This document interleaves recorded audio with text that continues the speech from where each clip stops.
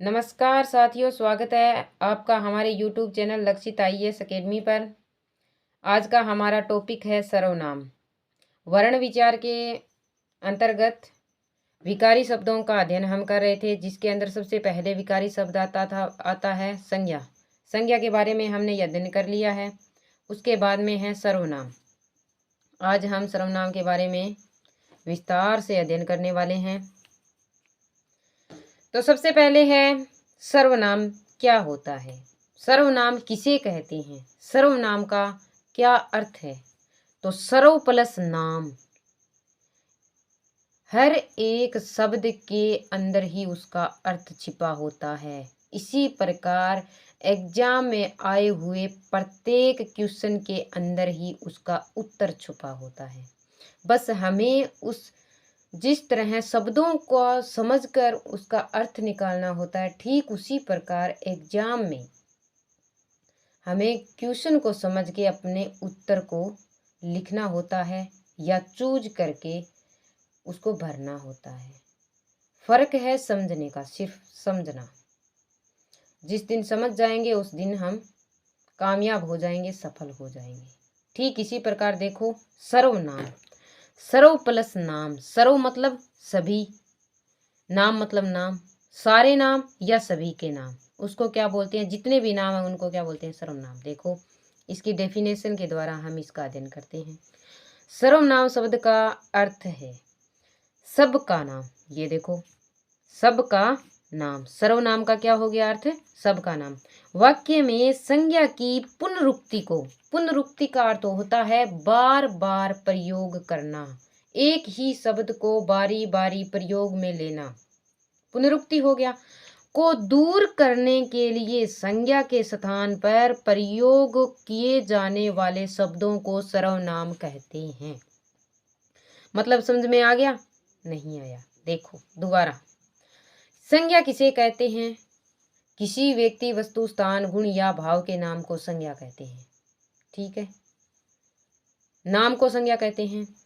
तो यहाँ पे एक उदाहरण देखिए, उदाहरण के द्वारा समझते हैं। जैसे ये गुंजन है, ठीक है, गुंजन विद्यालय जाती है, वह वहां पढ़ती है। यहाँ पे गुंजन क्या है, संज्ञा है, विद्यालय भी क्या है, संज्ञा है, दोनों का नाम है, विद्यालय का भी नाम है, गुंजन का भी नाम दिया हुआ है, तो ये संज्ञा शब्द हो गई। वह वहां पढ़ती है, तो दोबारा जब वाक्य बना तो हमने क्या किया कि गुंजन के नाम की जगह किसका प्रयोग कर दिया, सर्वनाम का प्रयोग कर दिया। तो गुंजन के लिए कौन सा शब्द है, वह है, विद्यालय के लिए वहां लगा दिया। यानी इन दोनों संज्ञा शब्दों के स्थान पर किसका प्रयोग हो गया, सर्वनाम का प्रयोग हो गया। पहले वाक्य में गुंजन तथा विद्यालय शब्द संज्ञाएं हैं, दूसरे वाक्य में गुंजन के स्थान पर वह तथा विद्यालय के स्थान पर वहां शब्द का प्रयोग हुआ है। अतः वह और वहां शब्द संज्ञाओं के स्थान पर प्रयोग हुए हैं, इसीलिए इन्हें सर्वनाम कहते हैं। समझ में आ गया कि संज्ञा शब्दों के स्थान पर काम आने वाले शब्दों को क्या कहते हैं, सर्वनाम कहते हैं। हम एक ही नाम को बारी बारी प्रयोग में लेंगे। जैसे इसी उदाहरण से देखो, गुंजन विद्यालय जाती है, गुंजन विद्यालय में पढ़ती है, गुंजन विद्यालय में लिखती है, गुंजन विद्यालय के अंदर पानी पीती है। तो हम बारी बारी गुंजन और विद्यालय का नाम लेंगे तो वो क्या होगा, अर्थ का अनर्थ हो जाएगा, समझ में नहीं आएगा, बारी बारी अच्छा नहीं लगता। ठीक है ना? तो हम क्या करेंगे, यदि गुंजन के स्थान पर बारी बारी उसका नाम लेने के स्थान पर यदि सर्वनाम का प्रयोग कर देते हैं तो ज्यादा अच्छा लगता है। जैसे गुंजन विद्यालय जाती है, पता चल गया कौन जा रही है, संज्ञा है गुंजन, कहाँ जा रही है, विद्यालय जा रही है। ठीक है, तो आगे हमें दोबारा से गुंजन नाम लेने की जरूरी नहीं है। यहाँ पे हम किसका प्रयोग करेंगे, सर्वनाम का प्रयोग करेंगे। ठीक है, क्लियर हो गया। संज्ञा के स्थान पर काम आने वाले शब्दों को क्या कहते हैं, सर्वनाम कहते हैं। सीधी सी बात है, बारी बारी जो दोहराना होता है उसका क्या हो जाता है, हल हो जाता है, बोर नहीं होते एक ही टॉपिक को बारी बारी नाम ले लेकर। अब देखो सर्वनाम के कितने प्रकार हैं, सर्वनाम को कितने भागों में बांटा गया है, सर्वनाम के कितने भेद हैं। तो सर्वनाम के हिंदी में कितने भेद हैं, 6 भेद हैं। कितने भेद हैं, 6 भेद हैं। ठीक है, ये एक यहाँ पे एग्जाम में क्वेश्चन ये भी बनता है, देखो कि संज्ञा के स्थान पर काम आने वाले शब्दों को क्या कहते हैं? आगे उसके अंदर एबेसेदे के अंदर दे दिया जाएगा ऑप्शन के रूप में कि ए में दे दिया जाएगा संज्ञा, ब में दे दिया जाएगा सर्वनाम और स में दे दिया जाएगा विशेषण और द में दे दिया जाएगा क्रिया। तो हमें छांटना है कि संज्ञा के स्थान पर काम आने वाले शब्दों को क्या कहेंगे? संज्ञा कहेंगे, सर्वनाम कहेंगे, या क्रिया कहेंगे, या विशेषण कहेंगे। यदि हमें आएगा डेफिनेशन पता है सर्वनाम का अर्थ क्या है, सर्वनाम का प्रयोग कहाँ होता है, सबसे बड़ी बात सर्वनाम का प्रयोग हम कहाँ करेंगे, तो हमें पता चल जाएगा। संज्ञा के स्थान पर काम आने वाले शब्दों को सर्वनाम कहते हैं। तो संज्ञा की जगह जिनका प्रयोग होगा उनको क्या बोलेंगे? सर्वनाम बोलेंगे। तो एक क्वेश्चन हमारा यहाँ पे क्लियर हो गया। ठीक है, उसके बाद में इसके प्रकार है। तो सर्वनाम के कितने प्रकार हैं? 6 प्रकार हैं। अब एक एक करके हम इन सर्वनाम के 6 प्रकारों का अध्ययन करेंगे। यहाँ तक क्लियर हो गया? कोई डाउट नहीं है? ठीक है, अब आगे चलते हैं। आगे है हमारा पहला सर्वनाम का प्रकार। ये कौन कौन से होते हैं पहले ये देख लेते हैं। तो सर्वनाम के 6 प्रकार होते हैं: पुरुषवाचक सर्वनाम और निश्चयवाचक सर्वनाम, अनिश्चयवाचक सर्वनाम और संबंधवाचक सर्वनाम और प्रश्नवाचक सर्वनाम। ठीक है, अब इनका एक एक करके हम इसका अध्ययन करेंगे। तो सबसे पहले हमारे सामने आता है पुरुषवाचक सर्वनाम, यानी संज्ञा के स्थान पर कितने शब्दों को हम यानी कितने शब्दों को काम में लेते हैं और वो शब्द कौन कौन से हैं जो सर्वनाम कहलाते हैं और उनका प्रयोग कैसे और किस जगह हम कर सकते हैं, किस वाक्य में उसका प्रयोग कर सकते हैं, कहाँ कर सकते हैं, उसके बारे में हम पूरा विस्तृत वर्णन और अध्ययन अभी करेंगे। तो देखो, सबसे पहले पुरुषवाचक सर्वनाम होता है। तो ये क्या होता है और इसमें कौन से शब्द है सर्वनाम से बने हुए, वो देखते हैं। तो पुरुषवाचक सर्वनाम किसे कहते हैं? जिन सर्वनामों का प्रयोग बोलने वाले, यानी वह सर्वनाम जिसका प्रयोग या फिर वे सर्वनाम के शब्द जिनका प्रयोग बोलने वाले, जो बोल रहा है, जैसे मैं बोल रही हूँ, मैं प्रयोग कर रही हूँ, ठीक है, मेरे लिए होगा। सुनने वाले, आप सुन रहे हैं तो आपके लिए, आप सुन रहे हो तो आप क्या होगे? बच्चों, बच्चों तो आप सुनने वाले होगे, तो आपके लिए क्या होगा? सर्वनाम का प्रयोग अन्य किसी व्यक्ति के स्थान पर किया जाता है। अन्य किसी व्यक्ति मतलब अन्य किसी व्यक्ति के बारे में भी हम कहेंगे। मैं आपको किसी और के बारे में बता रही हूँ, जैसे मैं अभी सर्वनाम के बारे में आपको वर्णन कर रही हूँ या संज्ञा के बारे में बता रही हूँ या फिर किसी ऐतिहासिक वस्तु के बारे में, किसी वीर पुरुष के बारे में बता रही हूँ, तो वो क्या हो गया? अन्य पुरुष हो गया। ठीक है, एक मैं बोल रही हूँ, दूसरा आप सुन रहे हो, तीसरे के बारे में हम बात करें तो वो क्या हो गए? 3 हो गए ना। तो इनके स्थान पर किया जाता है, उन्हें पुरुषवाचक सर्वनाम कहते हैं। समझ में आ गया कि जिन सर्वनामों का प्रयोग, यानी वे सर्वनाम जिनका प्रयोग बोलने वाले के लिए और सुनने वाले के लिए और दोनों के बीच में जिसके बारे में वार्तालाप हो रही है, उस तीसरे व्यक्ति के बारे में जो सर्वनाम का प्रयोग किया जाता है, जिन शब्दों का प्रयोग किया जाता है, उन्हें क्या बोलते हैं? पुरुषवाचक सर्वनाम बोलते हैं। अब इसके भी 3 भेद हैं। पुरुषवाचक सर्वनाम के कितने भेद हैं? इनको हम अलग अलग समझेंगे। अभी हमारे पूरा गहराई से समझ में नहीं आएगा, तो उसको पूरा डीपली हम जाके समझेंगे। देखो, पुरुषवाचक सर्वनाम में कौन कौन से वो शब्द होते हैं, अभी हमें पता नहीं है वो शब्द कौन कौन से हैं जिनका हम प्रयोग अपने लिए, दूसरे के लिए, और दोनों, जब 2 व्यक्ति बात करें तो तीसरे का यदि हम जिक्र करेंगे, हम आपस में बात में किसी तीसरे व्यक्ति के बारे में बात करेंगे, तो उसके लिए कौन सा सर्वनाम शब्द काम में लेंगे, तो उसके बारे में, उन शब्दों के बारे में जानेंगे। इसके लिए हमें उसके भेदों के बारे में जानना पड़ेगा कि पुरुषवाचक सर्वनाम कितने प्रकार का होता है। तो पुरुषवाचक सर्वनाम कितने प्रकार के हैं? 3 प्रकार के होते हैं। पुरुषवाचक सर्वनाम कितने प्रकार के होते हैं? 3 प्रकार के। कौन कौन से हैं? देखो, पहला है उत्तम पुरुषवाचक सर्वनाम। उत्तम पुरुषवाचक सर्वनाम कौन सा होता है? वे सर्वनाम शब्द जिनका प्रयोग बोलने वाला व्यक्ति स्वयं अपने लिए करता है।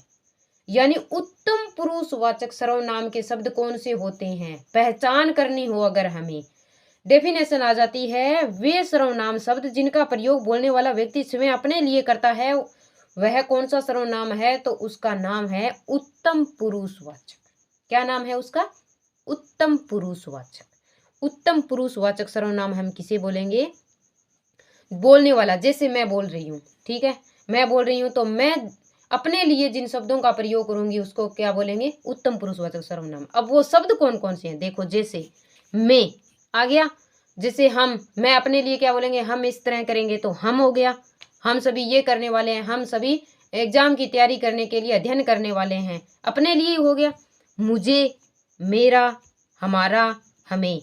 यानी यदि कोई व्यक्ति अपने बारे में कुछ भी बता रहा है, बोल रहा है, जो बोल रहा है वो अपने बारे में जिन सर्वनाम शब्दों का प्रयोग करेगा उन्हें हम उत्तम पुरुषवाचक सर्वनाम कहेंगे। हो गया क्लियर, समझ में आ गया।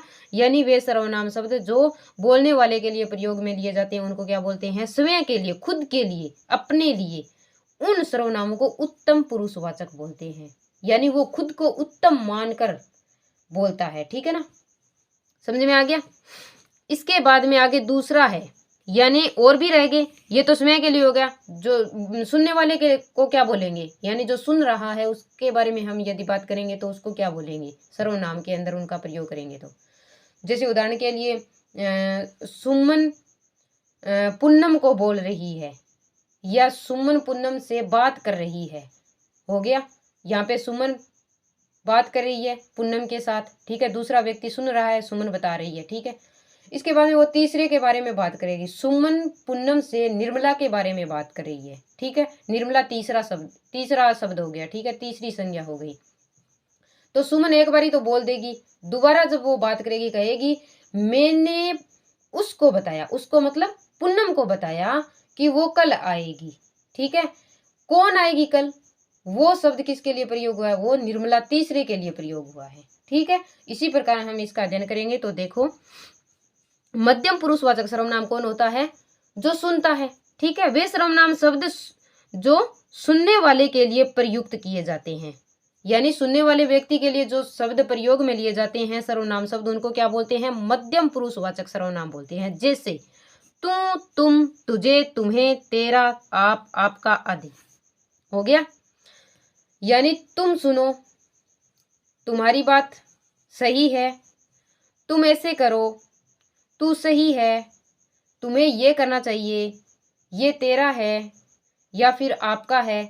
जैसे मैं आपको बोल दूं, आप सभी इसका गहराई से अध्ययन करें, आप इसका बार बार अध्ययन करें। बार बार अध्ययन करने से क्या होती है, सफलता मिलती है। बार बार प्रयास करें, कोई चीज़ नहीं आ रही है तो उसके बारे में बार बार समझे, उसे रिपीट करें, ठीक है। तो ये शब्द मतलब दूसरे के लिए बोल रहे हैं, सुनने वाले के लिए यदि हम बोल रहे हैं तो उसको क्या बोलेंगे, तू, तुम, तुझे, तुम्हें, तेरा, आप, आपका आदि। हिंदी में अपने से बड़े या आदरणीय व्यक्ति के लिए तुम का प्रयोग किया जाता है, तुम का प्रयोग नहीं किया जाता है। हम अपने से बड़े और आदरणीय व्यक्ति को तुम नहीं बोल सकते, तू नहीं बोल सकते, ठीक है ना, नहीं किया जाता है। की अपेक्षा आप सर्वनाम का प्रयोग किया जाता है। तुम किसके लिए बोला जाता है, अपने से छोटों के लिए बोला जाता है। यानी अपनी उम्र से छोटे व्यक्ति है या अपनी कद से छोटे व्यक्ति हैं, उनको क्या बोला जाएगा, उनको तुम बोला जाएगा। तुम बोलेंगे, तुम्हें बोलेंगे, तेरा बोलेंगे, ठीक है। और अपने से बड़ी उम्र के और बड़े कद के और आदरणीय व्यक्ति को हम क्या बोलेंगे, आप बोलेंगे, आपका बोलेंगे, ठीक है ना। तो हम यदि किसी से बात करें, हमसे छोटे जो भाई बहन हैं उनके साथ बात करें तो हम कहेंगे तू ऐसा कर, तुम्हें ऐसा करना चाहिए, ठीक है। इस सर्वनाम का प्रयोग कर लिया, ठीक है। हमने मध्यम पुरुषवाचक सर्वनाम का प्रयोग करेंगे तो हम इस तरह बात करेंगे। यदि हम अपने से बड़े हमारे मम्मी पापा, हमारे बड़े भाई या बहन से बात करेंगे तो कहेंगे नहीं, आपको ऐसा करना चाहिए पिताजी, मम्मी आपको ऐसे करना चाहिए, ऐसे बोलना चाहिए, ठीक है ना। तो इस तरह से हम किसका प्रयोग करेंगे, आपका करेंगे, तुम का प्रयोग या तुम का प्रयोग नहीं करेंगे, ठीक है। समझ में आ गया, मध्यम पुरुषवाचक सर्वनाम समझ में आ गया, ठीक है, क्लियर है ना ये, ओके। इसके बाद में है अन्य पुरुषवाचक सर्वनाम। अब ये अन्य मतलब कोई और ही है, ना सुनने वाला है ना बोलने वाला है, तो ये क्या है, अन्य है, मतलब तीसरा। वे सर्वनाम जिनका प्रयोग बोलने तथा सुनने वाले व्यक्ति किसी अन्य व्यक्ति के लिए प्रयोग में लेते हैं। किसी तीसरे व्यक्ति के बारे में बात कर रहे हैं तो उसके लिए क्या बोलेंगे, वे शब्द देखो। जैसे उदाहरण देखो, वह, वे, उन्हें, उसे, इसे, उसका, इसका आदि, ठीक है ना। ये कौन से सर्वनाम है, एग्जाम में क्वेश्चन कैसे आता है, वह, वे, उन्हें, कौन से सर्वनाम शब्द हैं, छांटिए, बताइए। ऑप्शन में आ जाएगा उत्तम पुरुषवाचक, मध्यम पुरुषवाचक, अन्य पुरुषवाचक या निश्चय पुरुषवाचक या फिर निश्चयवाचक सर्वनाम। 4 ऑप्शन दे दिए जाएंगे। तो अन्य मतलब तीसरा हो गया। अन्य के अंदर आता है वे, वह, उन्हें, उसे। ठीक है, हमें पहचान याद रखनी बहुत ही जरूरी है। तो इस प्रकार हमें यदि वह, वे, उन्हें, उसे, इसे, उसका, इसका, हमें ये सब याद होंगे तो हम क्या करेंगे, अन्य पुरुषवाचक सर्वनाम करेंगे और ये इसी के लिए प्रयोग होते हैं। ठीक है, जिसके बारे में हम बात कर रहे हैं, तीसरे व्यक्ति के बारे में, अन्य के बारे में, उसे अन्य पुरुषवाचक सर्वनाम कहते हैं। ठीक है, और जो हमारी बातें सुन रहा है उसको मध्यम बोल दिया, और जो खुद बोल रहा है, अपने बारे में बोल रहा है, वो उत्तम हो गया। उत्तम की पहचान हो गई सर्वनाम शब्दों की, मैं, हम, मुझे, मेरा, हमारा, हमें। और मध्यम की हो गई तुम, तुम्हारा, तुम्हें, आपका, बस। और तीसरा जो अन्य हो गया, उसके लिए जो बच गए बाकी, हम, तुम आ गए, तो अब बचा क्या है, वह, वे, उन्हें, उसे, इसे, उसको, बस इतना ही बचा है। ठीक है, आ गया। इसके बाद में आगे जो हमारा सर्वनाम का भेद है वो है निश्चयवाचक सर्वनाम। पुरुषवाचक सर्वनाम का अध्ययन कर लिया और उसके पुरुषवाचक सर्वनाम के हमने 3 भेदों का भी अध्ययन कर लिया। पुरुषवाचक सर्वनाम के 3 प्रकार है, 3 भेद हैं। कौन कौन से हैं?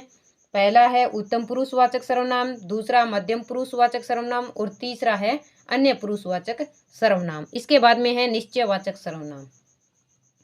तो वे सर्वनाम निश्चय, देखो नाम से पता चल रहा है निश्चय। निश्चय का मतलब क्या होता है? निश्चित है, हमें ज्ञात है, हमें पता है। ठीक है ना। निश्चयवाचक सर्वनाम वे सर्वनाम जो किसी निश्चित व्यक्ति या वस्तु का बोध कराते हैं, मतलब डिसाइड है, फिक्स है, पता है हमें। ठीक है ना, उन्हें निश्चयवाचक सर्वनाम कहते हैं। समझ में आ गया? जैसे यह पुस्तक मेरी है, मतलब हमें पता है यह पुस्तक हमारी है, डेफिनेटली हमें पता है कि ये पुस्तक हमारी है, तो इसलिए हम इसको निश्चय करके कह रहे हैं कि ये हमारी है। ठीक है। वह, इस, उस, ये, वे आदि। वह आपकी घड़ी है, ये कोई बता रहा है कि वह आपकी घड़ी है, मतलब यह निश्चित है कि ये घड़ी आपकी ही है, किसी और की नहीं है।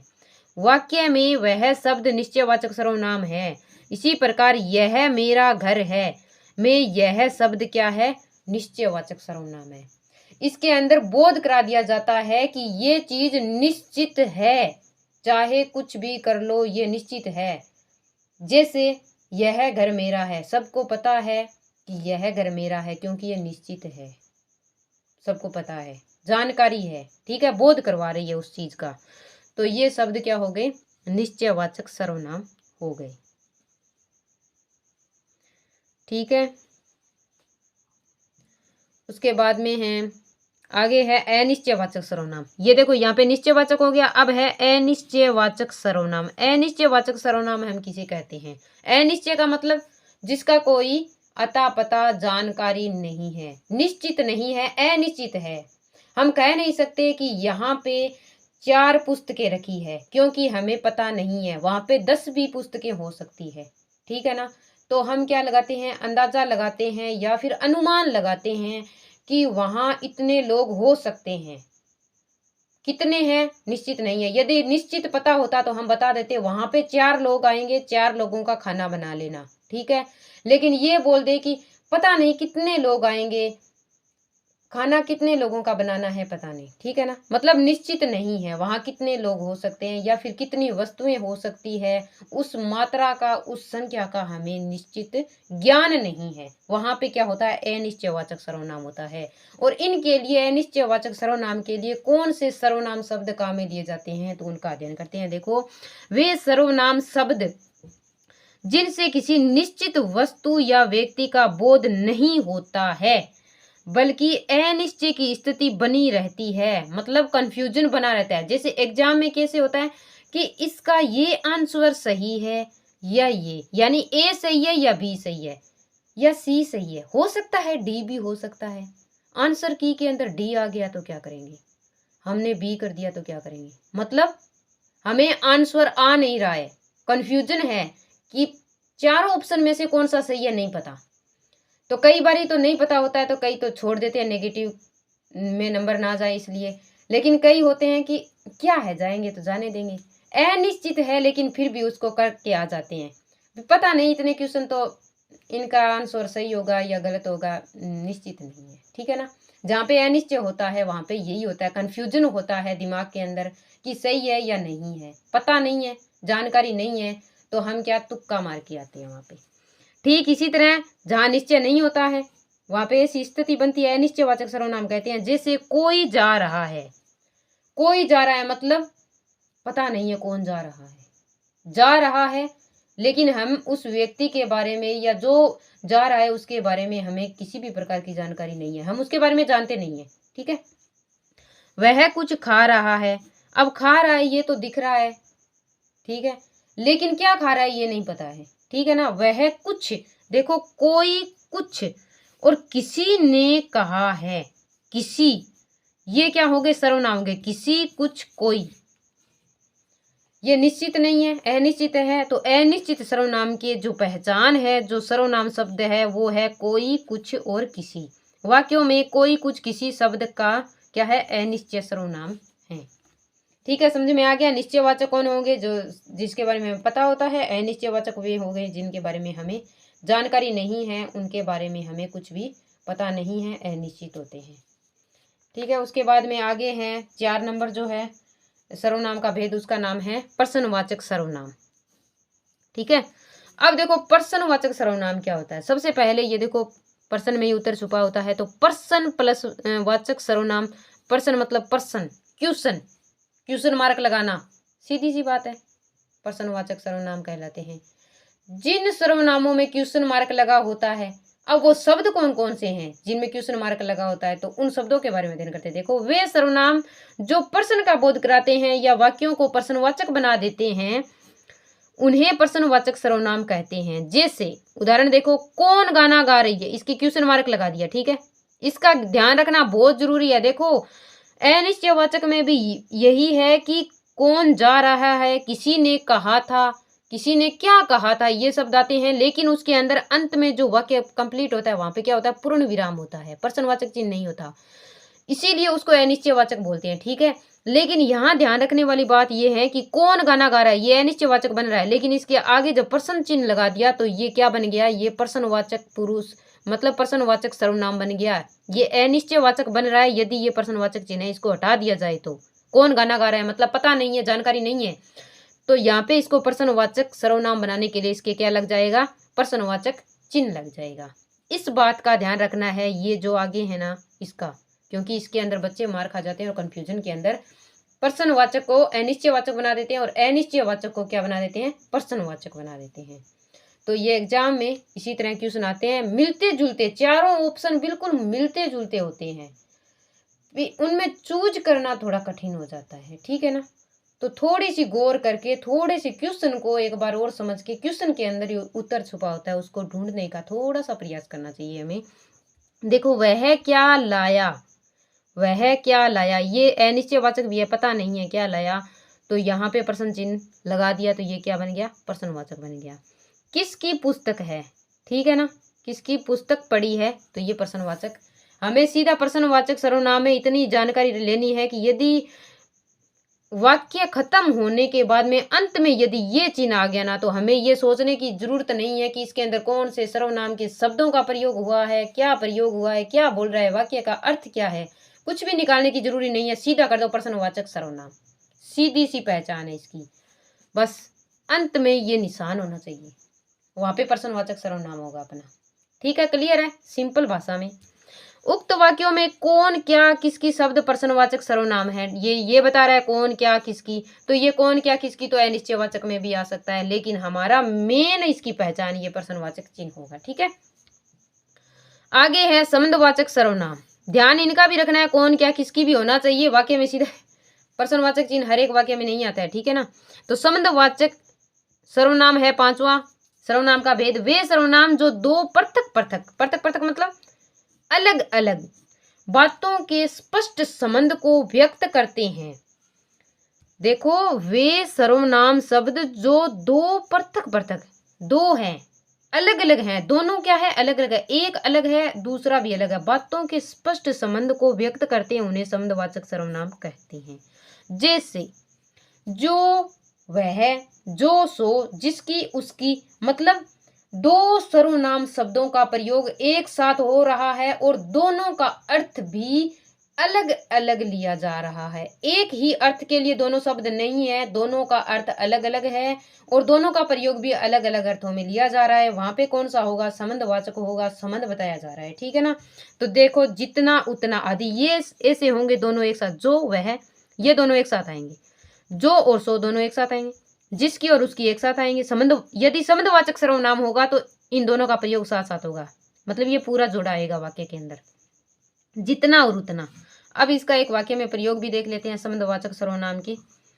उदाहरण देखो, जो पढ़ेगा सो पास होगा, जितना गुड़ उतना मीठा होगा, ठीक है ना, जितना उतना, ठीक है, जितना गुड़ उतना मीठा होगा, जो पढ़ेगा सो पास होगा, ठीक है, समझ में आ गया। मतलब दो सर्वनामों का प्रयोग होगा, दोनों का अर्थ अलग अलग होगा, ठीक है। दोनों क्या बताएंगे, एक दूसरे के साथ संबंध से जुड़े हुए होंगे, उनका जो अर्थ निकलेगा वो दोनों वाक्यों को आपस में जोड़ देगा और दोनों सर्वनामों से संबंध स्थापित करेंगे, ठीक है ना। यहाँ पे हो रहा है ना, जो पढ़ेगा सो पास होगा, मतलब पढ़ेगा तभी पास होगा, जो पढ़ेगा वही पास होगा, ठीक है ना, सो पास होगा। जितना गुड़ उतना मीठा होगा, ठीक है, समझ में आ गया। यानी जितना गुड़ हम उसमें डालेंगे उतनी ही मिठास आएगी, ठीक है। यहाँ पे संबंध हो रहा है जितना गुड़, गुड़ का संबंध मीठे से उतना मिठास, मतलब मीठे से इसका संबंध करवा रहा है। और पढ़ाई का संबंध पास से करवा रहा है। नहीं पढ़ेगा तो क्या हो जाएगा, फेल हो जाएगा, और पढ़ेगा तो क्या हो जाएगा, पास हो जाएगा। ये शिक्षा का और पास का, हमारे रिजल्ट का, हमारे अध्ययन का और हमारे रिजल्ट का ये आपस में जोड़ रहा है, ठीक है। और यहाँ पे ये देखो, जितना गुड़ उतना मीठा, यहाँ पे ये क्या कर रहा है, गुड़ का, यानी हम जितना अध्ययन करेंगे, हमारे पास जितना एक्सपीरियंस होगा, अनुभव होगा, उसी के अनुसार हमारा आगे रिजल्ट निकलेगा, ठीक है। तो इसका मतलब जितना गुड़ उतना मीठा होगा, मतलब जितना हम पढ़ेंगे उतने ही क्वेश्चन सही होंगे। क्लियर हो गया, ठीक है। इसी प्रकार आगे अंतिम जो है सर्वनाम का प्रकार, उसका नाम है निजवाचक सर्वनाम। क्या है, निजवाचक सर्वनाम। निजवाचक सर्वनाम क्या होता है, निज का अर्थ क्या होता है। सबसे पहले मैं जो भी क्वेश्चन है उसमें जो शब्द का हमें लिया उस शब्द का अर्थ आना चाहिए, सीधी सी बात है, ठीक है ना। शब्दों के अर्थ के अंदर ही उसका उत्तर छिपा होता है। तो निजवाचक सर्वनाम कौन सा होता है, देखो निज मतलब क्या होता है, निज का अर्थ होता है अपना, अपने लिए, ठीक है ना, अपन तो अपने बारे में, ठीक है। अब देखो वे सर्वनाम जिन्हें बोलने वाला कर्ता स्वयं अपने लिए प्रयुक्त करता है उन्हें निजवाचक सर्वनाम कहते हैं। बस आ गया, इसी के अंदर इसकी डेफिनेशन आ गई। देखो अब ये कौन सा है, आप, अपना, स्वयं, खुद, ठीक है। आदि निजवाचक सर्वनाम है। मैं अपना खाना बना रहा हूं, तो वो किसके लिए कर रहा है, अपने लिए कर रहा है, खुद के लिए कर रहा है, स्वयं के लिए कर रहा है। तो यहाँ पे कौन सा सर्वनाम प्रयोग में आएगा, यहाँ पे निजवाचक सर्वनाम प्रयोग में आएगा। यानी अपना है ये, अपना यहाँ पे क्या है, निजवाचक सर्वनाम है। आप, अपना, स्वयं, खुद, ये क्या है, निजवाचक सर्वनाम की पहचान करने वाले सर्वनाम शब्द हैं। तुम अपनी पुस्तक पढ़ो, आदि, तुम अपनी पुस्तक पढ़ो, अपनी आ गया, अपनी पुस्तक पढ़ो, ठीक है, अपने बारे में बात कराएं। वाक्यों में अपना, अपनी शब्द निजवाचक सर्वनाम है। सर्वनाम के 6 के 6 भेद हो गए, ठीक है। धन्यवाद, थैंक यू।